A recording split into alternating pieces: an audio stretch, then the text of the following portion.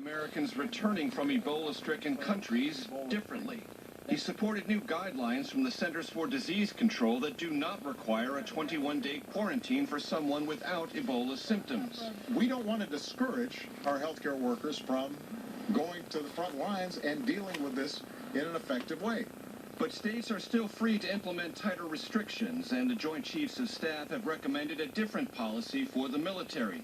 A mandatory 3-week quarantine period, even if troops do not come in direct contact with an Ebola patient. Already, Army soldiers who had been building Ebola treatment centers in Liberia are being quarantined on a base in Italy. Why the difference?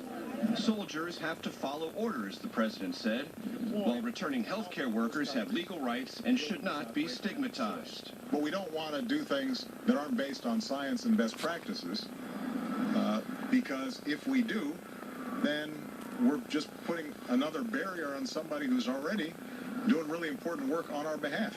The confusion has raised a question among headline writers. Where is the president's newly appointed